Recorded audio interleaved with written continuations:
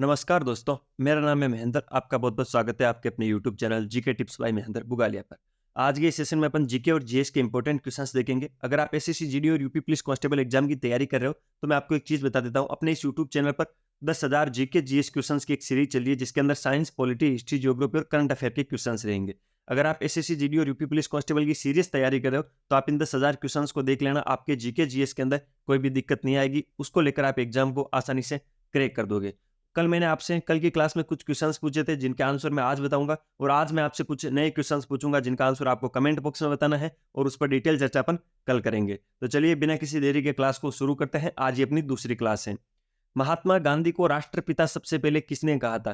तो राष्ट्रपिता की उपाधि महात्मा गांधी को सबसे पहले किसने दी थी? तो नेताजी सुभाष चंद्र बोस ने। सुभाष चंद्र बोस को नेताजी के नाम से जाना जाता है, तो नेताजी सुभाष चंद्र बोस ने महात्मा गांधी को राष्ट्रपिता की सबसे पहले उपाधि दी थी। अगला क्वेश्चन, रेडियो एक्टिविता की खोज किसने की थी? तो हेनरी बेकरल। हेनरी बेकरल ने रेडियो एक्टिविता की खोज की थी। अगला क्वेश्चन, पेसमेकर का संबंध शरीर के किस अंग से है? तो हृदय से। हृदय से पेसमेकर का संबंध है। पेसमेकर जो हृदय की गति होती है उसको नियंत्रित करने का कार्य करता है। अगला क्वेश्चन, मानव शरीर की किस ग्रंथि को मास्टर ग्रंथि कहा जाता है? मास्टर ग्रंथि किसको बोलते हैं? तो पीयूष ग्रंथि को। पिट्यूटरी ग्लैंड है जो पीयूष ग्रंथि, उसको मास्टर ग्रंथि बोलते हैं। ये अपने जो मानव शरीर होता है उसके मस्तिष्क के अंदर मटर के दाने के आकार की ग्रंथि होती है, जिसको अपन पीयूष ग्रंथि बोलते हैं, और ये मास्टर ग्रंथि है। मानव शरीर की सबसे छोटी ग्रंथि भी है। अगला क्वेश्चन, कार्बन का सर्वाधिक शुद्ध रूप कौन सा है? तो हीरा। हीरा कार्बन का सबसे शुद्ध रूप होता है। अगला क्वेश्चन, एक्सरे का आविष्कार किसने किया था? तो रोंटजन। रोंटजन ने एक्सरे का आविष्कार किया था। अगला क्वेश्चन, दिल्ली स्थित महात्मा गांधी की समाधि का क्या नाम है? तो राजघाट। राजघाट दिल्ली के अंदर जो महात्मा गांधी जी का समाधि स्थल बना हुआ है उसको बोलते हैं राजघाट। अगला क्वेश्चन, भारत में पहली रेल कहां से कहां तक चली थी? तो बंबई, जिसको वर्तमान में मुंबई बोलते हैं, बंबई से थाने तक भारत की पहली रेल चली थी। अगला क्वेश्चन, भारत में पहली बार मेट्रो रेल सेवा किस नगर में आरंभ हुई थी? तो कोलकाता। कोलकाता में भारत में सबसे पहले मेट्रो रेल सेवा प्रारंभ हुई थी। अगला क्वेश्चन, भारत में रेल का आरंभ किस सन से हुआ था? 1853। 1853 से भारत के अंदर रेल सेवा चल रही है। प्रथम रेल है जो मुंबई से थाने तक चली थी। प्रथम मेट्रो रेल सेवा वो कोलकाता में शुरू हुई थी। प्रथम भारतीय अंतरिक्ष यात्री कौन थे? यानी अंतरिक्ष में जाने वाले प्रथम भारतीय कौन थे? तो राकेश शर्मा थे। राकेश शर्मा प्रथम भारतीय अंतरिक्ष यात्री थे जो 1984 में अंतरिक्ष में गए थे। अगला क्वेश्चन, भारत की प्रथम महिला मुख्यमंत्री कौन थी? श्रीमती सुचेता कृपलानी। जो सुचेता कृपलानी थी वो भारत की प्रथम महिला मुख्यमंत्री थी। इंपॉर्टेंट है, ध्यान रखना है। अगला क्वेश्चन, संयुक्त राष्ट्र संघ की स्थापना कब हुई थी? तो 24 अक्टूबर 1945। यानी भारत आजाद हुआ था उससे 2 वर्ष पहले संयुक्त राष्ट्र संघ की स्थापना हुई थी। अगला क्वेश्चन, संयुक्त राष्ट्र संघ का मुख्यालय कहाँ स्थित है? तो न्यूयॉर्क। न्यूयॉर्क के अंदर संयुक्त राष्ट्र संघ का मुख्यालय स्थित है। अगला क्वेश्चन, अंतर्राष्ट्रीय न्यायालय कहाँ स्थित है? तो अंतर्राष्ट्रीय न्यायालय द हेग हॉलैंड के अंदर स्थित है। ये क्वेश्चन इंपॉर्टेंट है, ये पूछा जा सकता है क्वेश्चन कि अंतर्राष्ट्रीय न्यायालय कहाँ पर स्थित है, इंटरनेशनल कोर्ट कहाँ पर स्थित है?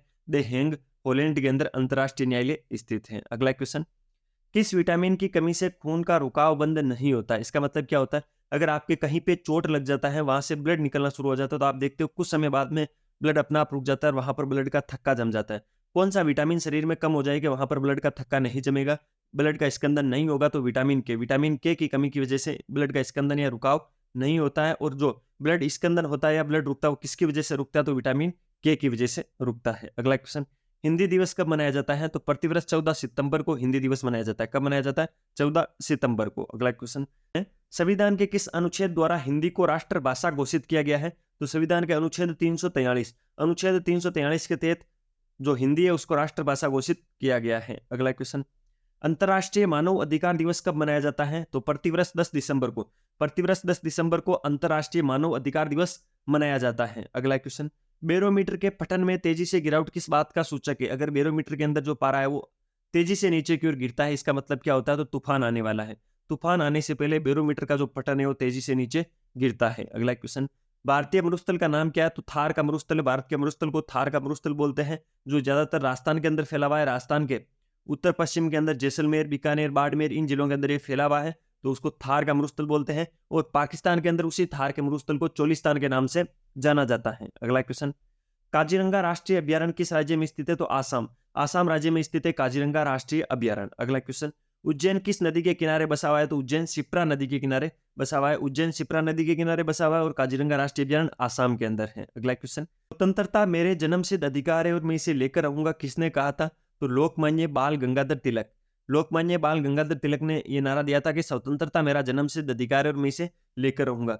किस व्यक्ति ने कौन सा नारा दिया, ये इंपॉर्टेंट है। ये क्वेश्चंस कई बार सीधा सीधा एग्जाम में पूछा जाता है। तो इस क्लास के अंत में अपन कुछ व्यक्तियों के नारों के बारे में चर्चा करेंगे कि कौन सा नारा किसने दिया था। जय जवान जय किसान किसने दिया था, तू मुझे खून दो मैं तुम्हें आजादी दूंगा, ये नारे किसने दिए थे। इस क्लास के लास्ट में अपन ये सारी चर्चाएं करेंगे, ठीक है।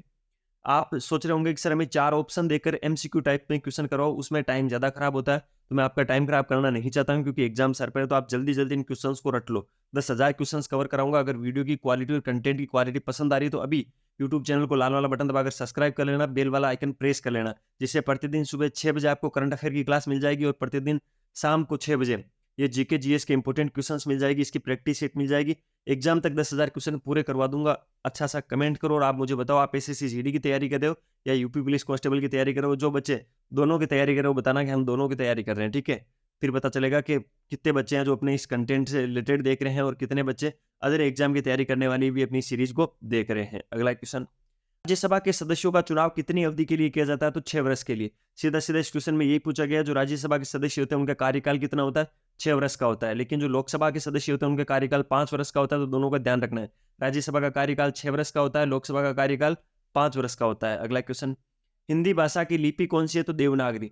देवनागरी हिंदी भाषा की लिपि है, ठीक है, इंपोर्टेंट है, ध्यान रखना। अगला क्वेश्चन, हमारी आकाशगंगा का नाम क्या है, जो पृथ्वी है वो कौन सी आकाशगंगा के अंदर है, तो दुग्ध मेखला या मिल्की वे। मिल्की वे लिखा होता है कहीं पे हिंदी में शुद्ध हिंदी लिखी हो तो दुग्ध मेखला लिखा होता है। तो दुग्ध मेखला या मिल्की वे हमारी आकाशगंगा का नाम है, ठीक है। अगला क्वेश्चन, हिंदी भाषा का पहला समाचार पत्र कौन सा था, तो उदंत मार्तंड। उदंत मार्तंड हिंदी भाषा का पहला समाचार पत्र था। अगला क्वेश्चन, तुलसीदास कृत रामचरितमानस हिंदी भाषा की किस बोली में लिखी गई है, तो अवधी बोली के अंदर तुलसीदास द्वारा लिखी गई रामचरितमानस लिखी है, ठीक है। हिंदी भाषा का पहला समाचार पत्र आपको ध्यान रखना उदंत मार्तंड है। अगला क्वेश्चन, बैक टू वेदास, वेदों की ओर लौटो नारा किसने दिया था, तो महर्षि दयानंद। महर्षि दयानंद ने वेदों की ओर लौटो नारा दिया था। अगला क्वेश्चन, भारत रत्न उस्ताद बिस्मिल्लाह खां किस वाद्य यंत्र के वादन में विख्यात थे, तो शहनाई बजाते थे। भारत रत्न मिल रखा है इनको उस्ताद बिस्मिल्लाह खां को, और ये शहनाई वाद्य यंत्र बजाते थे। अगला क्वेश्चन, भारत के अंतिम गवर्नर जनरल कौन थे, तो सी राजगोपालाचारी। सी राजगोपालाचारी भारत के अंतिम गवर्नर जनरल थे। अगला क्वेश्चन, भिलाई इस्पात संयंत्र का निर्माण किस देश के सहयोग से किया गया था, तो रूस के सहयोग से भिलाई इस्पात संयंत्र का निर्माण किया गया था। अगला क्वेश्चन, द्रव्य सभी दिशाओं में समान दाब पारित करता है, यह कथन किस नियम से संबंधित है, तो पास्कल का नियम। पास्कल का नियम यह बताता है कि द्रव्य सभी दिशाओं में समान दाब से पारित होता है। अगला क्वेश्चन, किसने सर्वप्रथम अशोक के अभिलेखों को पढ़ा था, तो जेम्स प्रिंसेप। जेम्स प्रिंसेप ने सबसे पहले अशोक के अभिलेखों को पढ़ा था। अगला क्वेश्चन, किस बौद्ध भिक्षु के प्रभाव में अशोक ने बौद्ध धर्म ग्रहण किया था, तो उपगुप्त।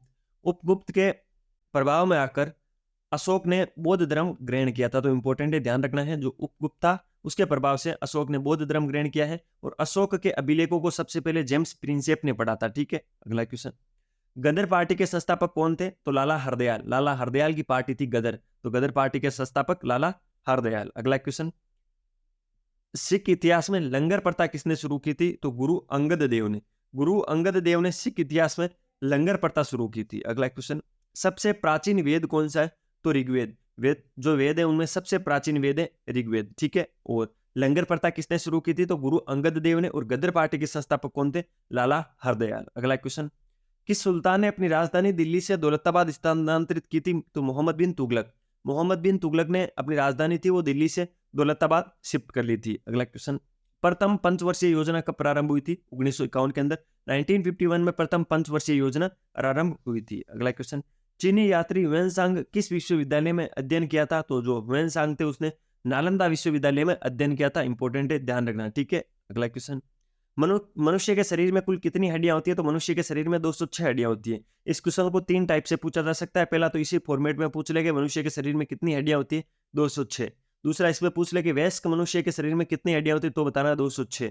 अगर आपसे पूछ ले बाल्यावस्था या शिशु अवस्था के अंदर मानव शरीर में कितनी हड्डियां होती है, तो आप बताओगे 300, ठीक है। नवजात शिशु के अंदर 300 हड्डियां होती है, तो सर बाकी की हड्डियां कहाँ जाती है वयस्क होते होते, तो नवजात जो शिशु होता है उसके अंदर जो हड्डियां होती है वो बहुत ही कोमल होती है, सॉफ्ट होती है। वो धीरे धीरे जैसे जैसे अपनी ग्रोथ करता है तो कुछ हड्डियां आपस में जुड़ जाती है और मजबूत हड्डियों का निर्माण करती है। इसलिए मनुष्य के शरीर के अंदर, वयस्क मनुष्य के शरीर में 206 हड्डियां होती है। अगला क्वेश्चन, सूर्य के प्रकाश से कौन सा विटामिन प्राप्त होता है? तो विटामिन डी। सूर्य के प्रकाश से हमें विटामिन डी प्राप्त होता है। अगला क्वेश्चन, मादा एनाफ्लीज मच्छर के काटने से कौन सा रोग होता है? तो मलेरिया रोग होता है मादा एनाफ्लीज मच्छर के काटने से। अगला क्वेश्चन, टेलीफोन का आविष्कार किसने किया था? तो अलेक्जेंडर ग्राम बेल ने। जो अलेक्जेंडर ग्राम बेल है उसने टेलीफोन का आविष्कार किया था। इंपॉर्टेंट है, ध्यान रखना। अगला क्वेश्चन, पृथ्वी सूर्य का चक्कर लगाती है, ये सबसे पहले किसने बताया था? आपको पता है पृथ्वी है वो सूर्य का चक्कर लगाती है, तो ये सबसे पहले कंसेप्ट किसने दिया था कि पृथ्वी सूर्य के चक्कर लगाती है? तो कोपरनिकस।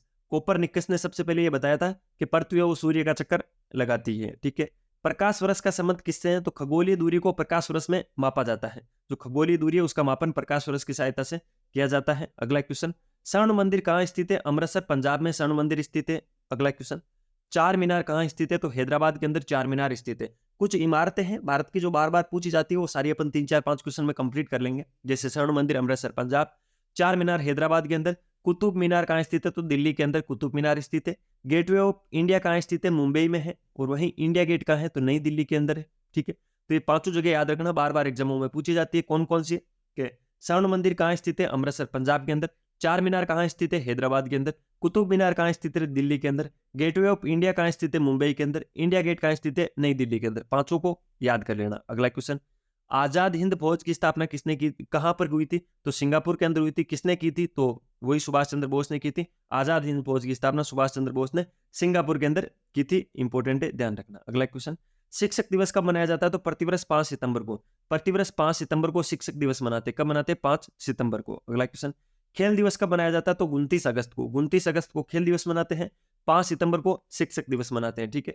खेल दिवस क्यों मनाया जाता है 29 अगस्त को? तो 29 अगस्त को मेजर ध्यानचंद जो है उनका जन्मदिन आता है, तो उसी के दिन अपन खेल दिवस मनाते हैं 29 अगस्त को। अगला क्वेश्चन, विश्व पर्यावरण दिवस कब मनाया जाता है? 5 जून को। 5 जून को विश्व पर्यावरण दिवस मनाया जाता है। मैं आपसे पूछता हूँ विश्व पृथ्वी दिवस कब मनाया जाता है? जल्दी से कमेंट बॉक्स में बताओ विश्व पृथ्वी दिवस कब मनाया जाता है। 3 दिवस मैंने आपको बता दी, इंपॉर्टेंट है। शिक्षक दिवस 5 सितंबर को मनाया जाता है। विश्व पर्यावरण दिवस 5 जून को मनाया जाता है। खेल दिवस 29 अगस्त को मनाया जाता है, क्योंकि 29 अगस्त के दिन मेजर ध्यानचंद का जन्मदिन है। अगला क्वेश्चन, मैंने आपको इस क्लास में बोला था कि लास्ट के अंदर अपन कुछ नारों के बारे में जानकारी लेंगे। कौन सा नारा किस महान व्यक्ति ने दिया है? तो करो या मरो का नारा महात्मा गांधी ने दिया है। करो या मरो का नारा महात्मा गांधी ने दिया है। जय हिंद का नारा नेताजी सुभाष चंद्र बोस ने दिया है। दिल्ली चलो का नारा भी सुभाष चंद्र बोस ने दिया है। तो जय हिंद और दिल्ली चलो दोनों नेताजी सुभाष चंद्र बोस के नारे हैं। करो या मरो का नारा महात्मा गांधी का है।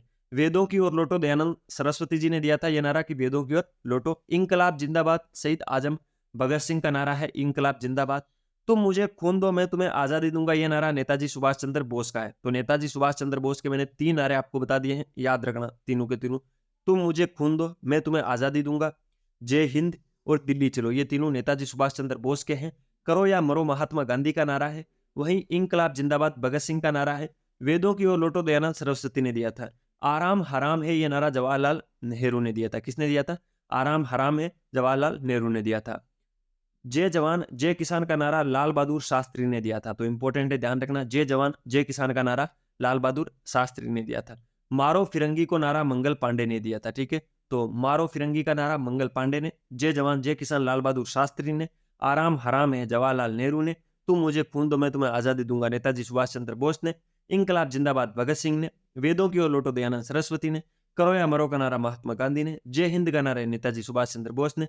दिल्ली चलो का नारा भी नेताजी सुभाष चंद्र बोस ने दिया था। सरफरोशी की तमन्ना अब हमारे दिल में है। देखना है जोर कितना बाजू ये कातिल में है, किसका नारा है? तो राम प्रसाद बिस्मिल का। राम प्रसाद बिस्मिल का नारा है कि सरफरोशी की तमन्ना अब हमारे दिल में है।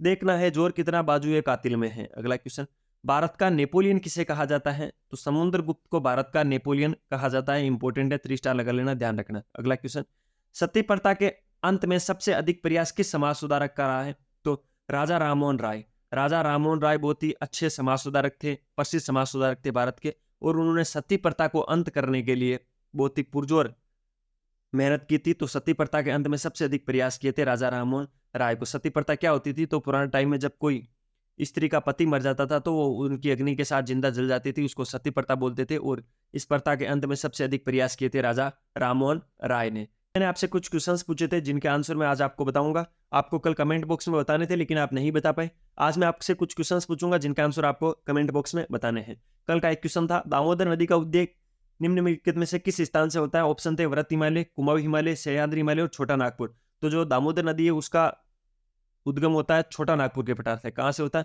छोटा नागपुर के पठार से होता है। अगला क्वेश्चन, एक क्वेश्चन कल मैंने आपसे पूछा था कि मसालों का बगीचा किस राज्य को बोला जाता है, तो केरल राज्य को मसालों का बगीचा बोला जाता है। आज की कुछ क्वेश्चन है जिनका आंसर आपको कमेंट बॉक्स में बताना है। विश्व का सबसे बड़ा द्वीप कौन सा है? जल्दी से कमेंट बॉक्स में छाप दो कि विश्व का सबसे बड़ा द्वीप कौन सा है। अगला क्वेश्चन, कौन सा राज्य भारत में सबसे पूर्वी भाग में स्थित है? ये भी आपको कमेंट बॉक्स के माध्यम से बताना। ऑप्शन है अरुणाचल प्रदेश, राजस्थान, उत्तर प्रदेश और पंजाब। ठीक है। विश्व का सबसे बड़ा द्वीप कौन सा है? ग्रीनलैंड, आइसलैंड, ऑस्ट्रेलिया या अरब प्रायद्वीप? इन दोनों क्वेश्चंस के आंसर आपको कमेंट बॉक्स में बताना है। और कल वाली क्लास के अंदर सबसे अंत के अंदर मैं आपसे इन क्वेश्चनों के बारे में चर्चा करूंगा, इनके आंसर चर्चा करूंगा। कल कुछ नए क्वेश्चंस दूंगा। प्रतिदिन शाम को 6 बजे जीके जीएस की क्लास लेने के लिए, और सुबह 6 बजे आपको पता है करंट अफेयर की अपनी एक शानदार क्लास आती है, उसके अंदर बहुत ही शानदार कंटेंट अपन डिस्कस करते हैं। तो दोनों क्लासें पाने के लिए अभी लाल वाला बटन दबाकर चैनल को सब्सक्राइब कर दो, बेल वाला आइकन प्रेस कर दो, जिससे आपको नोटिफिकेशन मिलता रहेगा। अच्छे अच्छे कमेंट किया करो, जिससे मुझे मोटिवेशन मिलता रहता है। मिलते हैं नए सेशन के साथ, तब तक अपनी पढ़ाई जारी रखो, स्वास्थ्य का ध्यान रखो, टेक केयर, जय हिंद।